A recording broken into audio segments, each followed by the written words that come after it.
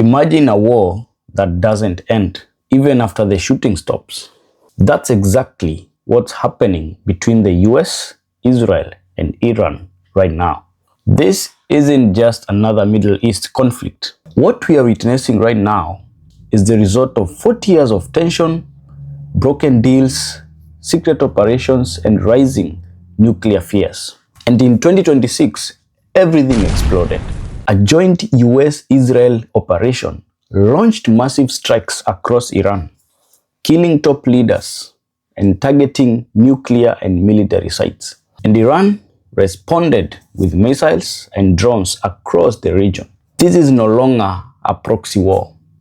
This is direct confrontation. But here's what most people don't understand. This war didn't start in 2026. To understand this war, you have to go back to 1979.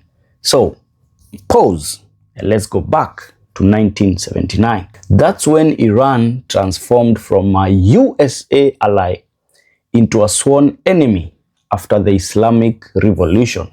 And since then, Iran has opposed Israel's existence, and Israel sees Iran as an existential threat. Moreover, the US backs Israel military and politically. So then came the biggest trigger, Iran's nuclear program. And this is where everything almost changed, but didn't. In 2015, a deal called the Nuclear Agreement, JCPOA, tried to stop Iran from building nuclear weapons. It worked temporarily. But when the US withdrew in 2018, Iran restarted nuclear activities. So tensions escalated, sanctions crushed Iran's economy, Iran expanded its military influence, and Israel increased covert attacks. And the stage was set for war.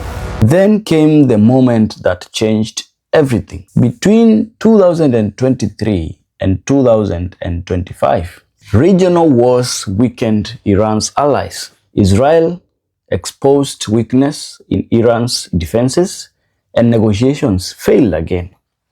So in February 2026, the US and Israel made a calculation. Now is the best time to strike. That's what they thought, US and Israel. So they launched hundreds of coordinated attacks in hours. Iran, on the other hand, retaliated immediately, and the region ignited. But here's the twist. Even after massive strikes, Iran didn't collapse. I think that's where the US and Israel miscalculated their time of striking. Despite heavy damage, Iran's leadership structure still holds. The military is weakened, but not defeated. The regime has actually become more hardline. Meanwhile, thousands are dead, global oil supply is disrupted, and the conflict is spreading across multiple countries in the UAE. So you may ask yourself, what happens next? Because the real danger starts after the war ends. Even if the war stops, Iran may double down on nuclear weapons. The regime becomes more extreme, not less. And this can create a long-term global threat, not a solution. History shows wars like this don't truly end. They evolve into proxy wars, cyber attacks, and terror operations. And this conflict could continue for decades under the surface. And this next one will hit you directly. The Strait of Hormuz, one of the world's most important oil routes, is already disrupted. So that means what? Higher fuel prices, rising inflation, and global economic instability. Even countries far away are going to feel it.